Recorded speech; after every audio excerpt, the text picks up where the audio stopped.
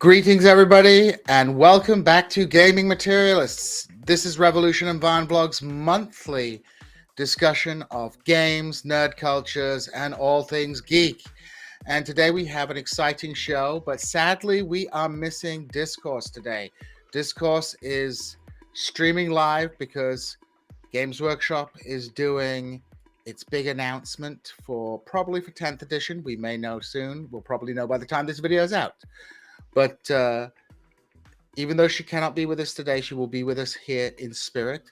And of course, I am joined by the one, the only C. Derek Vaughn. Hey, C. Derek Vaughn, how are you doing? I'm okay. It's a slow morning, but I'm doing well. I'm on Team Doom for D&D, so. Oh, you're on Team Doom for the D&D. So yeah. So our topic for today, Vaughn, do you want to give us a little bit of background before we bring our guest in? Well, I think our topic for today is One D&D and the future of D&D products, and between the fact that they seem to be investing a lot on a very specific kind of online roleplay that has a lot of computer requirements and will probably entail a lot of not just, monetizations, but sub-monetizations and small monetizations. I think about my experience with official D&D cell phone games, which are all kind of a money suck nightmare. But also that the actual book products recently have come out feeling frankly unfinished. And so I am not particularly hopeful, but it also, this in the past has not been that big a deal because there's been a third-party market kind of making up the gap for anything that isn't really working in the books. That will probably also be a lot harder to do in the upcoming environment. Well, let's bring our guest in for the day.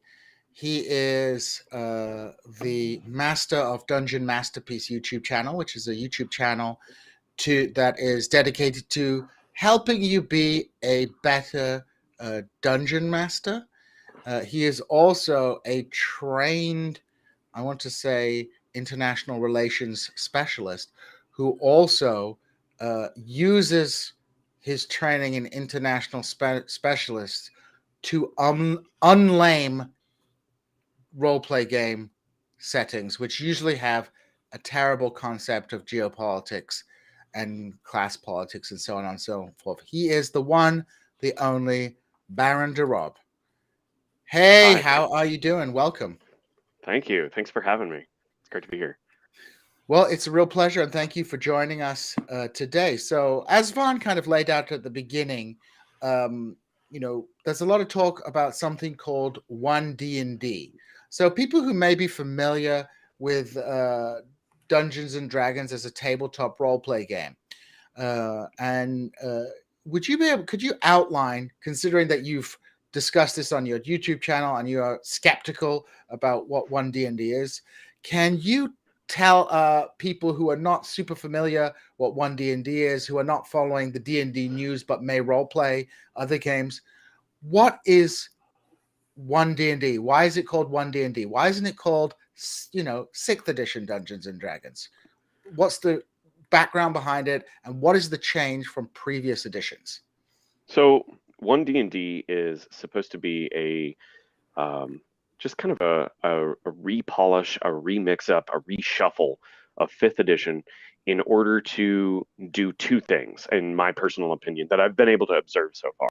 One, it's to simplify specific rules, so that the game is easier to play. However, the simplification is also designed to create a foundation that more crunch can be easily added onto the game in order to facilitate the sales of more crunchy rulebooks. So basically, we're going to see a simplification of the most baseline parts of the character creation process and combat rules in general. However, we're going to also see more crunch or more specificity in detail of the 5th edition mechanics as it relates to particular character classes, character abilities, etc. It's kind of like the relationship that third edition had with 3.5 and Pathfinder. If you were to, 3.5 was more of just a rules repolish. They realized they got a few things wrong that were highly unbalanced. They republished the rules with the cleanup, and that was that. And then Pathfinder came along when they went to fourth edition and basically created third edition again, but better.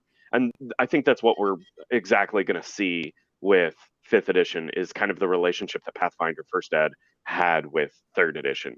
It's not necessarily if you blur your eyes, everything's going to be backward compatible. But they're not trying to throw the baby out with the bathwater per se. Everything is still going to be backward compatible. All your old fifth edition stuff is still going to work fine, but it's basically just a new framework or a reorganization. Basically, quite frankly, honest, to be a sales engine for more player character option crunch. Do you think? Do you think this rules change is needed? This re-edition is needed in general. I mean, you mentioned that you see it as a way to sell more books, but do you think there is some utility to the changes that they're making, as an iteration rather than a new edition? I think that's kind of a loaded question, and I say that because you can go looking through drive-through RPG and there's a niche RPG for just about everything. So like when we say like, is it needed? Well, what problem are we solving? And that's why I say like, is the need selling more books? Then yes, it's needed. Because and you can see even how much their sales have slowed down on some of these books. On what rudimentary figures you can get, the stuff that's selling at the player's guide and the starter kit, and nothing else is really doing it. So if you go look in their annual reports and whatnot, is it needed from a cultural standpoint? I think fifth edition's fine for what it is. It's pretty well balanced. I don't see anything that is immediately broken that needs, like, there isn't a gameplay problem that needs to be solved. I feel like they did a good job when they were first publishing fifth edition to play test it, and it is a really cohesive system. Like when it comes to the editions of Dungeons and Dragons, just throw my own opinion out there. I am just as much a fan of BX Moldvay as I am fifth edition. I play both of them equally. So and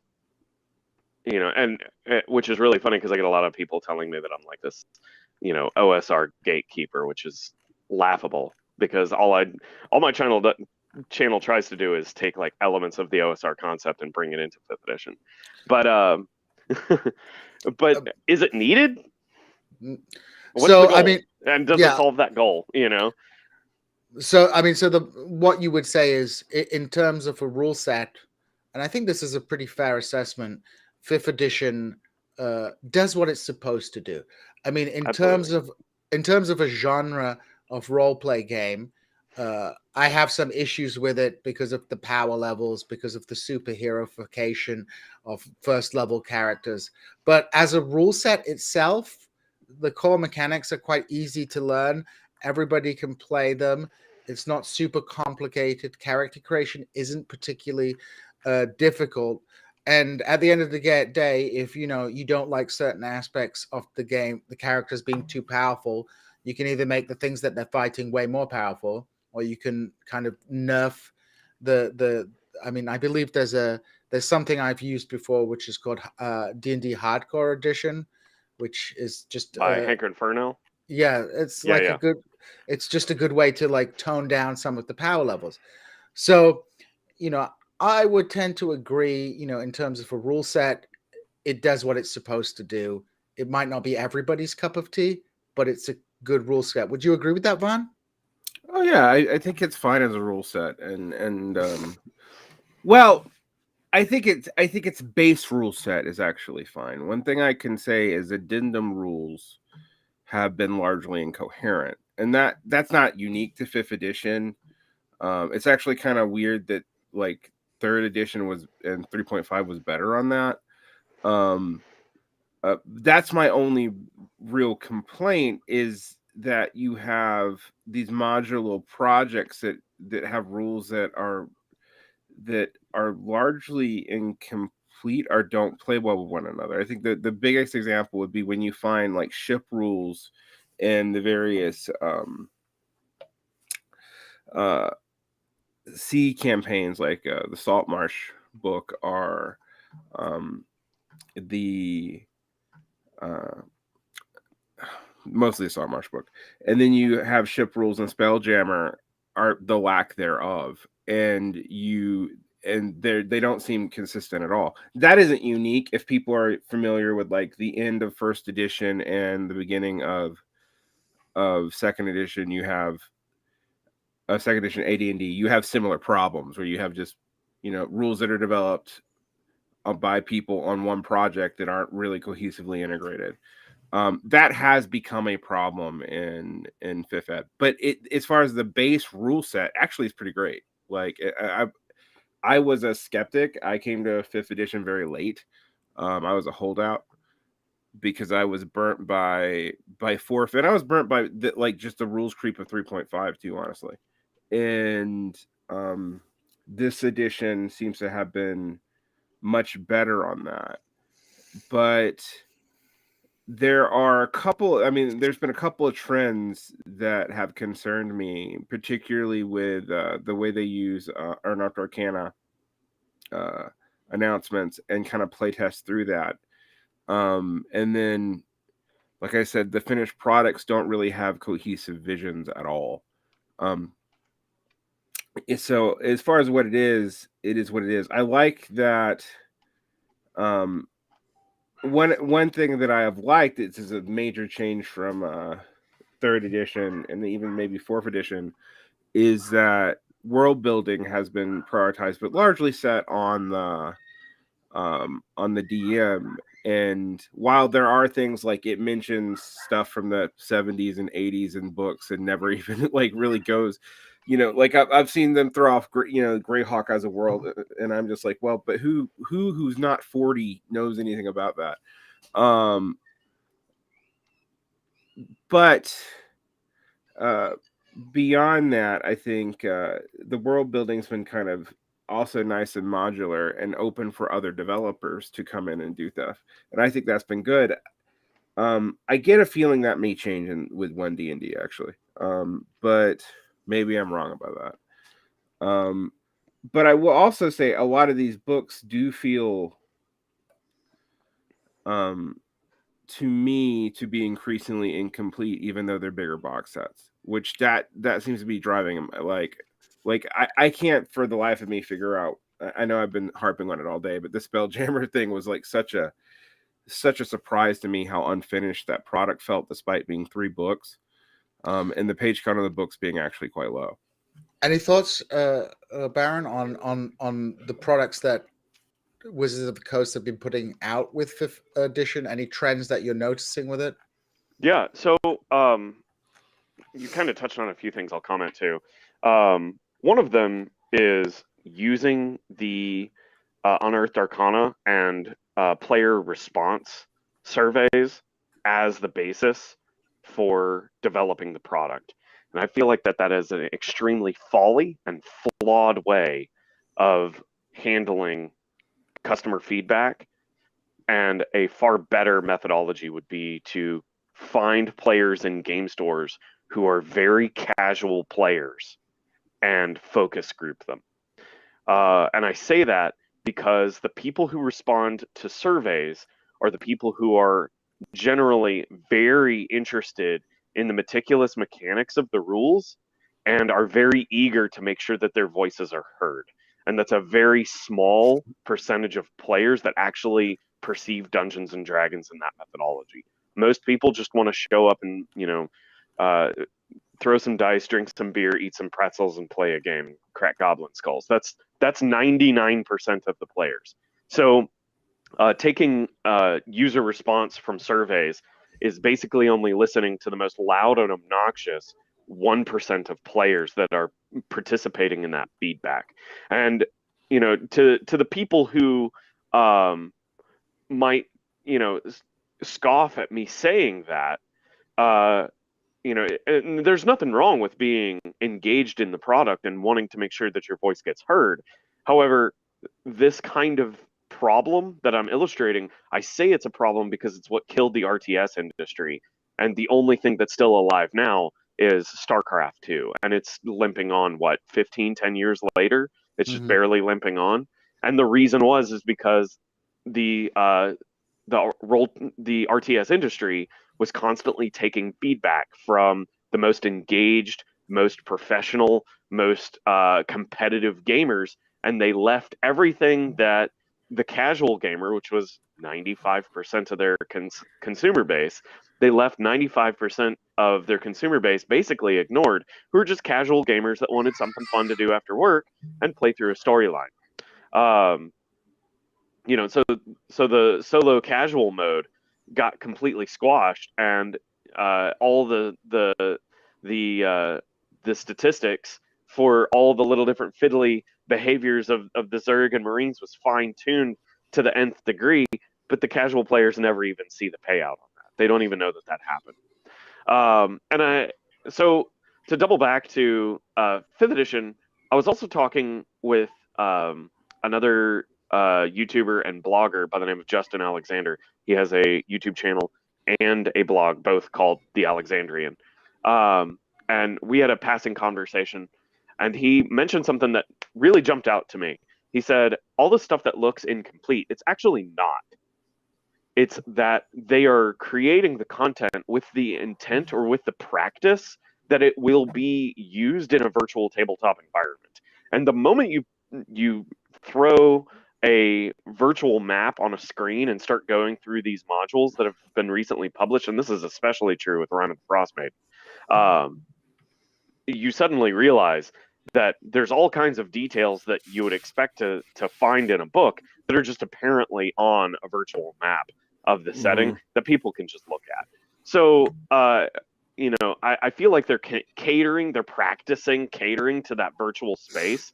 And it may be that they've done some market research and have found that the vast bulk of people who participate in, tabletop role-playing at an actual table are people who are building their own worlds, and largely they can ignore, if that makes sense.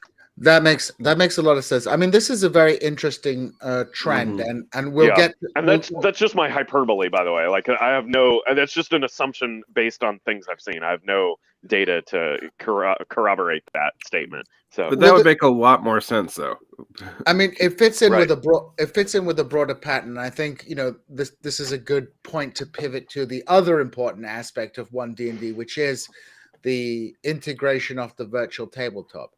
Now, it's my suspicion, and maybe you guys disagree with me, that this notion of the virtual tabletop explains a lot about 4th edition D&D, which I think somehow might have worked as a rule set quite well on a virtual tabletop. People complained that it was too World of Warcrafty, but I do remember reading that they did have plans to have like a proper virtual tabletop to role play with 4th edition.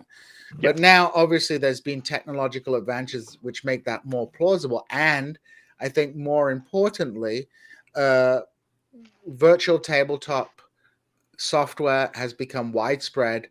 Virtual role playing using virtual tabletops, and for people who don't know, for people who still role play in the old fashioned way, it's now possible to get a piece of software, Roll20, Foundry. There's a fantasy grounds.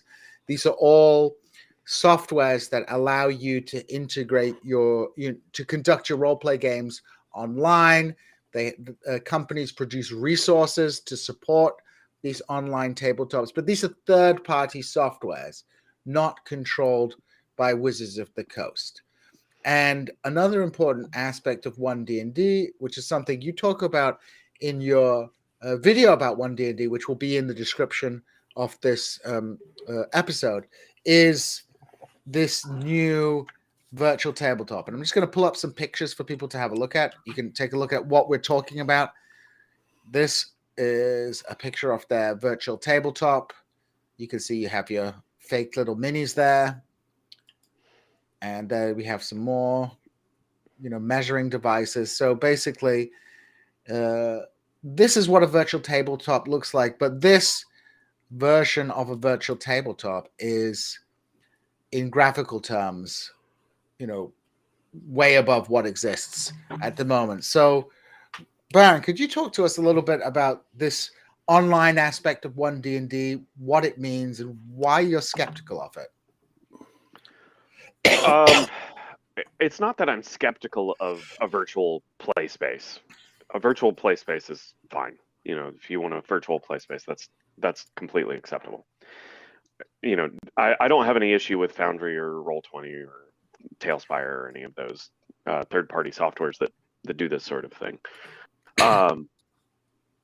What I am, and it's not that even that I'm skeptical, and for the clickbait, my video is very doom and gloom. It's that I'm always the kind of person who looks at how today's solution is going to be tomorrow's problem. And the thing that I see here is we have especially thanks to the pandemic, you've got a lot of people who want to be able to play D&D as if it were a video game. This is very much a thing with Gen Z, they've been raised on smartphones and tablets since they were toddlers. That kind of virtual integration is just something they're accustomed to, but they're not old enough.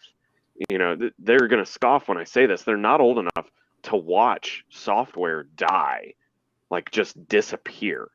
And that's the real big issue here, is that this tabletop the virtual tabletop that Wizards of the Coast is creating, if it is successfully created, that's a big if. If it is successfully created, it will create this nexus center of gravity within the D&D ecosystem that will pull all the players, especially virtual casuals, into that ecosystem.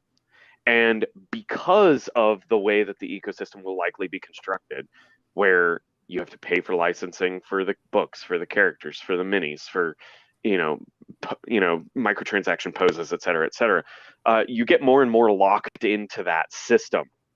And what's more is that all of the adventure writing, all of the source materials that are third-party published, energy will be turned away from just simply writing an adventure. Like probably one of my favorite adventures is Caverns of Thracia, just as an example, written by Janelle Jaquays. And then probably my favorite starting adventure that I run players through is called A Most Potent Brew, and you can get that on DM's Guild.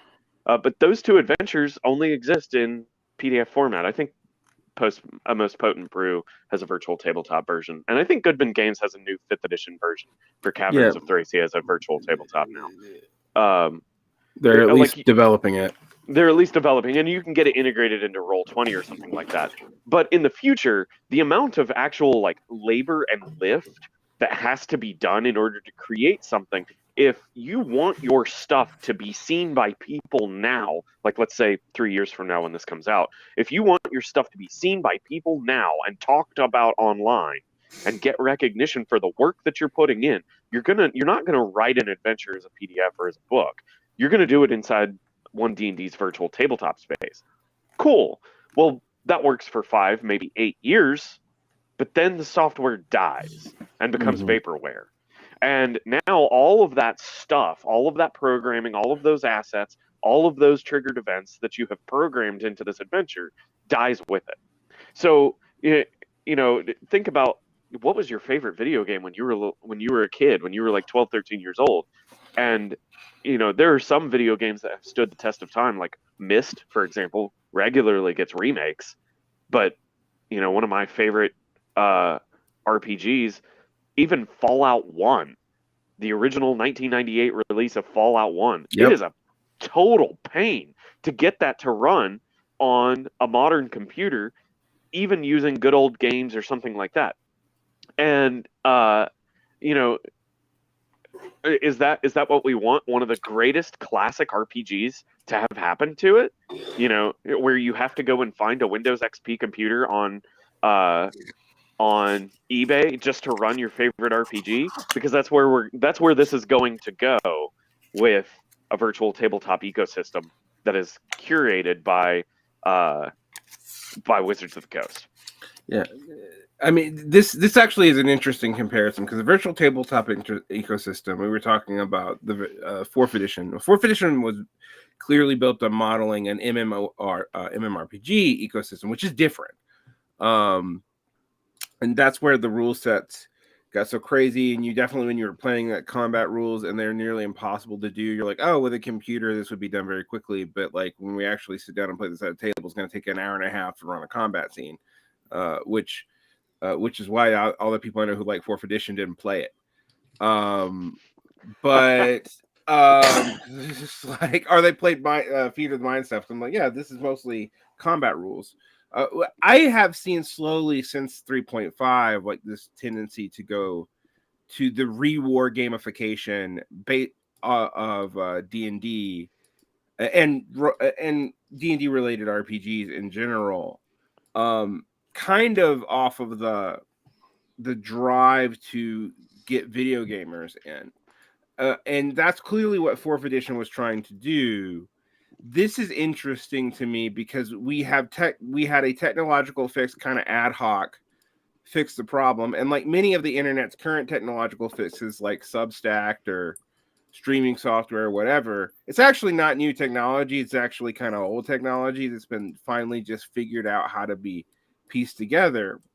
But it was done in a kind of ad hoc manner. Well, with One D&D coming in, and now we have an official form for that. Everything's tied into that. The books are now written for that kind of gameplay. So even if you are a classic tabletop gamer, you're going to have to do a lot more work to make basic things run, because of the assumption that this will run in the program, and the program will have fixed all that for you, and you don't have to think about it. No more fourth ed problem with 5-hour long combat scenes. However, it also means that like the amount of work put into this becomes really prohibitive. And I think that also changes who is going to engage in writing third-party stuff, because I can tell you right now, people like me are just going to go do OSR stuff because it's just easier to do. I don't have to hire a coder.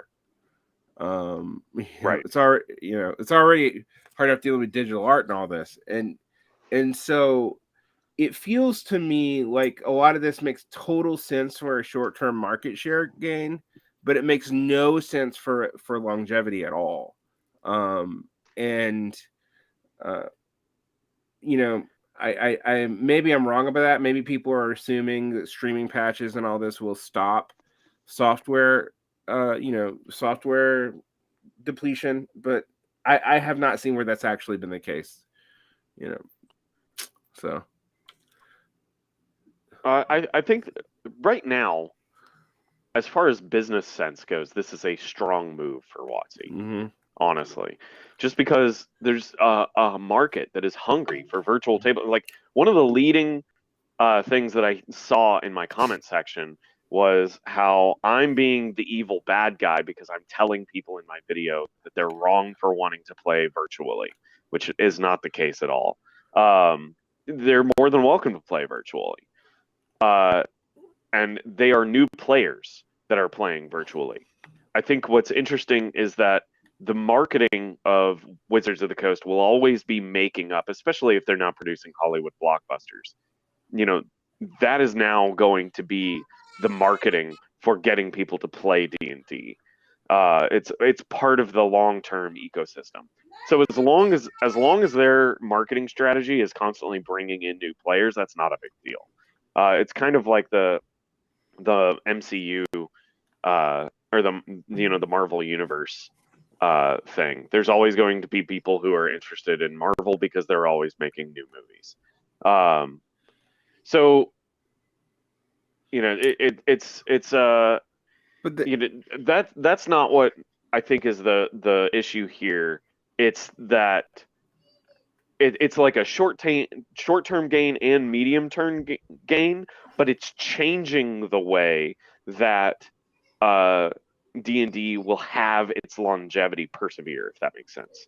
I think that's. I mean, I think this is an important point. I mean, we talked about the technological aspects of it, and Mhm. and I think I think the first point that we all need to make, I think, is it is an open question whether this software will be functional or not. How successful it was, what its UI will be like, how easily will it be to adopt by people? Will it require a significant amount of processing power or something like that, which will make it unaccessible to many people? So the technical question is still an open question. We'll just have to see what Wizards of the Coast come up with. They may be successful, they may not be successful. But I think from an economic perspective, I think, the combination of this technology and the combination of a new set of economic incentives being injected into the system could have a very problematic effect on the role play community. For example, with third-party virtual tabletops, well, those are open to people playing other games. People can play all kind. Companies can produce modules for Foundation or Roll20. People aren't restricted to playing one particular game system. But I think Baron, you hinted at this. Wizards of the Coast is trying to monetize, try and find a constant money cow, because at some point you have an edition, you sell the core rule books, market becomes saturated, and core rule books numbers go down or aren't doing as well as they had previously done. Growth slows. You try selling extra books, but not everybody who buys those core editions wants to play in your pre-made world, and people like doing their own homebrews. So this offers an opportunity for massive monetization at a relatively low cost, low production costs. You're just basically creating virtual assets. You pay the virtual asset makers, and you do microtransactions, and you have an economy that is increasingly based on an ethereal product that is produced once and then replicated for virtually no cost. So obviously, this is a way to extract profit, but once people, like you say, are dumping money into their virtual collection of D&D assets, the likelihood that they are going to abandon those assets to play a different game is going to be lower. The fact that the virtual tabletop system that they're using is completely cut off from any other potential roleplay game, well, that too is going to have that's going to make it more difficult for people to access other roleplay games. There's been a kind of dialectic, if you will, with the rise of the internet and the OSR, is that in previous eras, D&D just dominated the roleplay game industry because D&D was the only thing that people had heard of. That broke in the 1990s, kind of came back in the early 2000s. But because, people have blogs, people have YouTube channels, you can learn about other games. But this is going to create a very powerful countervailing force, which is going to drive people more into the whole D&D and roleplay games are synonymous. I don't even know there's another roleplay game. It's like Games Workshop and tabletop war games. There are people out there who they think Games Workshop is the only people who ever made a tabletop war game miniature game, right? Right. Because you either play 40K or you don't play anything. Exactly. So yeah. This is going to create that tendency because, I'm sure it's not hurting their business at all, but more and more people are trying out OSR games, and these games are cheap. These games often have better rule sets, more refined rule sets, are more interesting. That pathway, that funnel where people might go from 5th edition D&D to start playing OSR games, there's going to be a block put on that. And I think that's deliberate. So yeah, I mean, there's a lot going on here. I mean, one, you have a general tendency that this is not just true in the RPG market. This is true in all markets for people to want to get a ready income stream because actual profitability on actual commodities is kind of dicey. Um, that's just, you see that everywhere in the economy. It's not unique to gaming at all.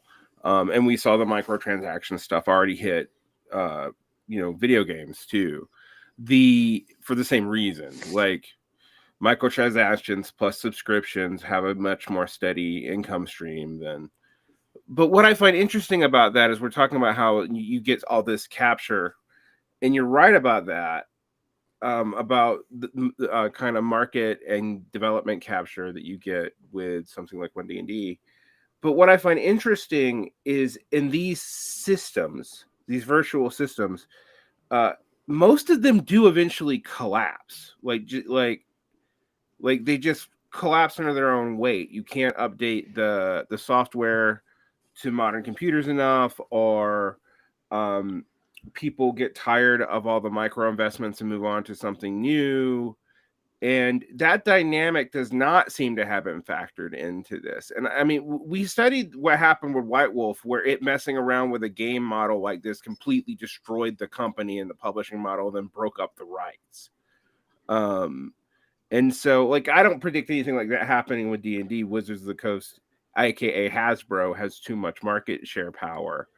But at the same time, I do wonder if they could actually be like in the long run, what makes immediate business sense right now could actually be not just disastrous to the hobby and knock-on effects, but also disastrous to them when we hit the vaporware stage. And those two things together do worry me greatly, particularly if they're only writing products with the assumption that most of this will be done through their virtual tabletop format. And it seems like that's where they're going. So, just to kind of follow back on some stuff that you guys pointed out, you were saying that like the virtual tabletop platform is cheap. It's a easy marketing model. And I'm not sure that that's an accurate representation. Software developers are extremely expensive compared to game writers, and it takes quite a bit more, many of them, to do it. So if it's going to be worth the investment, you're going to have to hire a crap ton of software developers in order to make a product like this happen. We're probably talking, $3 to $5 million worth of salary in software and support annually at the bare minimum to make something viable. And that only makes sense if you've got Daddy Hasbro, chomping at the bit to get as many transactions as possible squeezed out of people. But when this does finally hit vaporware stage, there's gonna be another version of this out, and they're just gonna market it the same way. It's just marketing. It's basically going to become the video game churn, if that makes sense. Now, I think what you experience with White Wolf, and honestly what the entire RPG industry experienced in the year 1999 when TSR was, on its deathbed, by having these game system mix-ups or corporate mishandling of IPs, whatever it is, there is something that's going to happen eventually. Like, it's obviously going to happen eventually. Something cataclysmic is going to happen to the brand, and it will nearly destroy the entire tabletop industry again. Like, there were so many small game companies that just had to shutter their doors when TSR crashed and eventually got picked up by Wizards of the Coast, that were just kind of feeding off the fact that even though they weren't even making D&D content, they were just feeding off the fact that TSR was creating this gravity well that everybody else could orbit around. And so I already, for me, I start to see this happening now.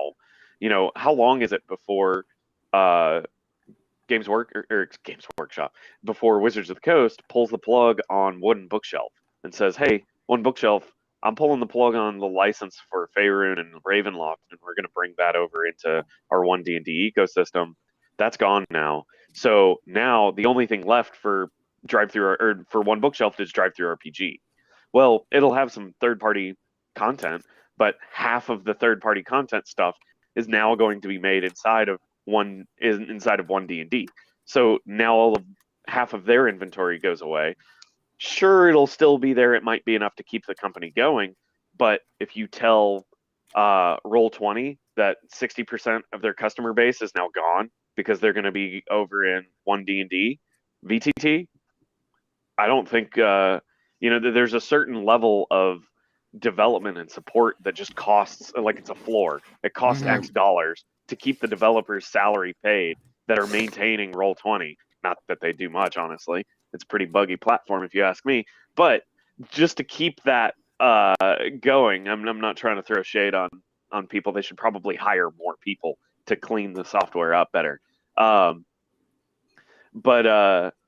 There's a threshold that has to be paid, and if you're not making a certain threshold, if Roll20 isn't able to make, $3.5 million a year, they can't keep the lights on. That's just the way it is, and so there's a, what is that threshold for all these other smaller companies in the ecosystem? And once the lights get turned on for One D&D, how many other lights get turned off? That's the question. It's interesting because I'm going to put on my vulgar leftist economist hat here, because I see this problem in other industries where if you look at from the standpoint of income flows, things make sense. But when you look at it from the standpoint of what you really need to invest to keep the development clean, because Shannon information entropy is a motherfucker for anybody dealing with software, because you're going to have buggy code, data generation, whatever. That just happens. It's literally part of physics. You need people to invest time and energy to go and rewrite the software and clean it up. That's inevitable, right? And that's that's actually a hard ask, because you need now more and more infrastructure to maintain these simple income flows. The thing is, though, it does look like from the accounting end of things that these things are actually highly profitable in the beginning, because you don't spend that much except on marketing. But I want to ask you how many MMORPGs have ever successfully translated to multiple editions. And the answer is, I can't think of maybe but one. Wow. Like, if you think about it, and that's because of these kinds of trends. Software is very admin heavy for the reasons that we're talking about. Like, yeah. It is very costly to actually maintain, and while the initial profits on it are huge, if you can break that initial barrier of entry, which is pretty high, which you don't have. I mean, that's actually kind of why the OSR industry is so awesome. You don't have that barrier. Like, the barrier is pretty low. You don't need that much investment. You got to pay an artist. Like, that's pretty much usually it. Like, and not even that. You just get some public domain art and slap it on there. Right. Exactly. But the point I would make from Wizards of the Coast perspective is precisely this. I mean, Baron, you're correct, obviously, that, maintaining and paying, the people to develop the software is much more expensive than developing, having writers do things. Writers will work for like peanuts. You can pay a writer $50,000 a year. Software developer is $200,000 in Seattle. But the flip side is, of course, there's not really much production outlays to do. So you're not so dependent on commodity prices. You're not so dependent on like chains of production and things like that. So it takes a lot of the complexity out. So it's like a bigger investment upfront in maintenance, but the potential for meeting market demand. It's like, let's say you have a product that's wildly successful, and you sell out, you have to suddenly reinvest money in a new production run, which you don't know if that production run will sell out. With this, That's fair. You're just basically you can expand production of virtual items like without any outlay. So yes, you're paying this big upfront cost, which is something no one else can do, right? Because you're the big daddy company. And then you're also making it cheaper on another end because you can constantly expand without having to, you don't have to pay the software developer more if he produce, if you have 1 million copies or 10 million copies or 50 million copies. So I think there's that's the attraction of right. the virtual. You move out of income based on scale, right? Profits become from a technical economic analysis, profits become rents, and that does seem more stable for a business because you just have to deal with your initial outputs and maintaining that staff. However, the other part of this that I mentioned that is a problem is that if you just look at the long-term viability of systems and games that are electronic, they almost all collapse in on themselves in a decade. That's true, like but a cycle. You could also end up, if Hasbro has the money, and if this becomes successful, they could be the one that succeeds, just like World of Warcraft is still viable as a MMO, even as others have gone to the wall. Thoughts, Baron?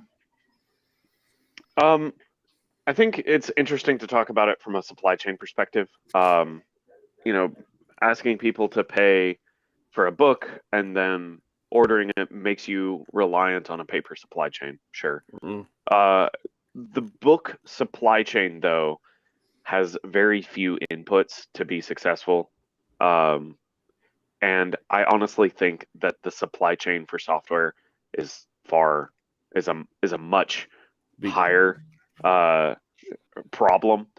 If you're trying to create software that is maintained and up to date, you've got it becomes a human resources supply chain. It's no longer like you can hire a couple of artists and a couple of writers anywhere on the planet, especially from Eastern Europe, where they're very well educated and work for a quarter of what Americans do, and get like that's basically the Magic the Gathering pipeline, is they pull from Latin America and from Eastern Europe quite often and develop an entire world in 6 months and publish it and have all the cards drop, so and then you look at the amount of money that they're spending on and the required inputs that go into MTG Arena. I'm not sure that it's really all that much different. And as far as complexity or management of what is needed in order to make the software work. All that said, I also kind of think that One Shelf is sort of doomed. Absolutely. For a variety of reasons. Yeah, it's going to be weird that Itch.io is the one that survives, and that's only because it's like it appears to. I don't know enough about Itch.io, but it appears that there's enough churn on Itch.io that they're not terribly concerned about the chaff that gets put on there. The anime dating sims that basically keep that platform alive. So, no offense to anime dating sim lovers, but AAA games, they are not. Yeah, it's one of the things that really hurt Drive-Thru's model is they've had to move almost all electronic because people can't afford to buy their physical books anymore, and the quality of them, of the book build, is just not good. So, we've seen this with the Drive-Thru RPGs model as the print-on-demand model, but now it's got, because of it, even with international supply chain problems, having 1,000 books printed in China is still cheaper than, and you can still provide them cheaper than you can provide, I don't know, one book printed on Drive-Thru RPG of significant size, because that's now going to be like an $80 print, and right. that's not Drive-Thru RPG's fault. That's just like the market demands. and economies of scale, which in my mind mirrors a whole lot of stuff we've seen prior to COVID, where everyone assumed that you could run stuff like you'd run software, and it seemed to pay off in the beginning, so you could offer cheap products because you didn't have to maintain or warehouse anything, and then all of a sudden you're dealing with the fact that you can't do it at economies of scale, and this good idea really wasn't actually all that good. We've seen that a lot, but we still have seen like I will say Kickstarter has managed for many companies to be able to put out a couple thousand issues of a game in nice editions, in quality. Like actually, it's one of the things I was laughing about the other day. I was like, I have some like 80s and 90s RPG books, and I'm like, man, what a small company can put out now as a physical product for the price point when you adjust for inflation is crazy. Like, look at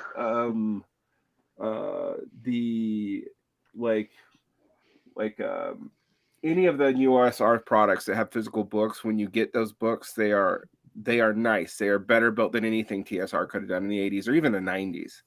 No, for sure. But this is actually going to be an interesting thing to me, because part of me wonders, like, are we going to go back to like the 90s, where are like maybe the aughts, actually the late aughts, where the indie gaming world was very much pivoted not as a supplement to Dungeons and Dragons, but because of the response to some of the changes in the open license code as being against it. And that was actually a very innovative time period. That's like when I try to like not be a doom and gloomer about this, I'm like, could that happen as this kind of separates out, and like we just think of these as separate worlds, like completely separate worlds? Oh, it absolutely will. It absolutely will, and that is the problem. That's what my whole video's thesis is saying, and I feel like a lot of people miss the point of my video. I can't tell. It's probably 60% of the comments are like, "This doesn't even bother me. I don't care. I'll just go play another game." Well, of course you're just gonna go play another game. Of course you're just gonna go make your own other game. That's fine. Go do it. The problem is that new players that are coming into the market will be so deeply entrenched and exposed to D&D through the one D&D VTT that they won't even know that there are things they can Google. Let alone not knowing what they can Google. It's that they won't even know that there are things that they can Google that will point them to other RPGs. They won't have any exposure to it whatsoever. They'll think that D&D is the tabletop RPG and that concept doesn't exist anywhere else. It'll probably, and they may go 15, 20 years of their life after being exposed to D&D before they even realize that Pathfinder was a thing or Call of Cthulhu was a thing. The two of the other largest games on the market. Well, I mean, I think that's it's going to be an open question. I think the scenario that you lay out, Baron, is an entirely plausible scenario. But there are countervailing forces to this in terms of, for example, the way people get information now through YouTube, through other online mediums, makes it difficult to contain knowledge to the same degree. So that maybe my studies on parallel actually says that the opposite is true. It's easier to contain knowledge when more of it is freely available, because no one knows how to find it. And that has very much been a trend on YouTube. But it's going to be dependent. The kind of X factor in this point is, because of the role that influencers play in marketing these games, will the, let's say, on balance, the influence community pivot entirely towards Dungeons and Dragons, or will the influencer community be more diverse in exposing people to other kinds of games? So it comes down to, like, to use an analogy, what is the vanguard of roleplay games doing? There's like, if you have no like you have a community of role players, you have tastemakers in that community who have enormous followings, and who what they say filters down into the broader community through word of mouth. It's going to be a question of what that kind of highly engaged influencer section of the role play community does. Like, for example, if let's say, what are the guys called, the ones that everybody watches? My brain. Critical Role. The what one? Critical Role. Critical Role. Yeah. Like if Critical Role starts playing, I don't know, Mothership, right? The role play game Mothership, and loads of people watching that. That's going to be a massive boost for things. So we have seen that before with Critical Role, even before they were so massive, dropping Pathfinder for fifth edition, which I think people even forget happened. So right. So there are these X factors which are like down to the agency of the community, and particularly of those at the forefront of the community in making taste.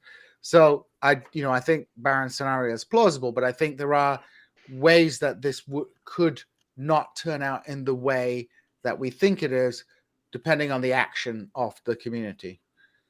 Sure. So any final words then? Yeah, I would be really skeptical. I would consider myself probably like the top end of C tier YouTuber in the D&D space, if that makes sense. And in this position, like, I regularly go into game stores, and just about every other time I go into a game store, I get recognized. It's happened now. I'll bump into people that are like, "Hey, you're Dungeon Masterpiece, right?" I get approached on the street now. I've got multiple videos with over 100,000 views, and I look at like who is in the D&D dungeon mastering advice niche on YouTube, who is bigger than me, and there's a handful of maybe a dozen, maybe 24 people, and it's like Matt Colville is probably the biggest one. Jenny D is in the A tier. Their videos are only clocking something like 250,000 views a video, and Matt Colville now, he's only, as far as view count goes now, he's not much bigger than myself. So I am very skeptical of how much influence these people have, except for maybe the very top tip of the iceberg, like you're talking about with Critical Role. The question then becomes is, can these small little game developers afford a ad placement on Critical Role that gets 2 million views, divide 2 million by 1,000, and then multiply that by $35 to $40? That's how much they're making off of every ad placement.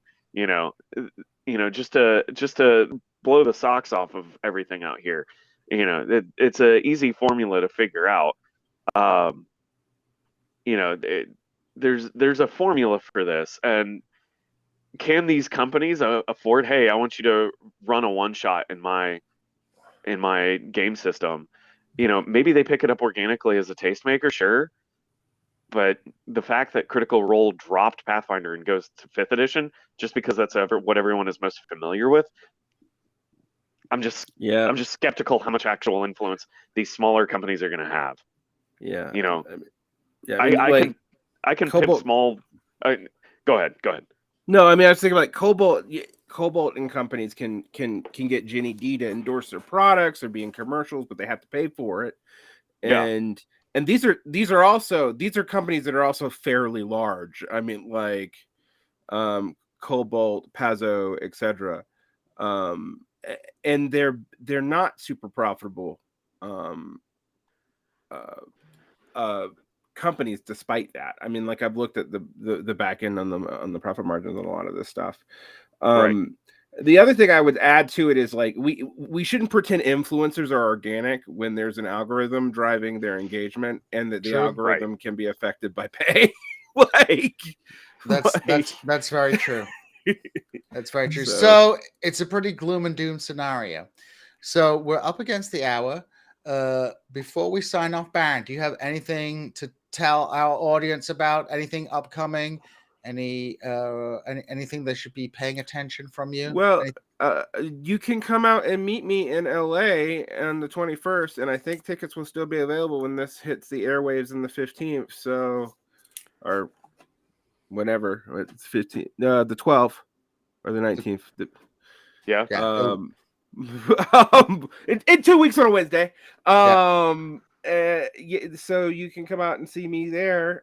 It's at the Telegram Ballroom, and you can go to This Is Revolution's website for information on tickets and whatnot. Other than that, I got a bunch of serious stuffy stuff coming out about like indigenous issues and political economy and the kind of boring stuff that I do that gets about 1,000 views on YouTube. So way loud on the order of scale because it's depressing, and that's what I'm doing, and I'm continue doing it over at VarnVlog, and that's all I gotta plug.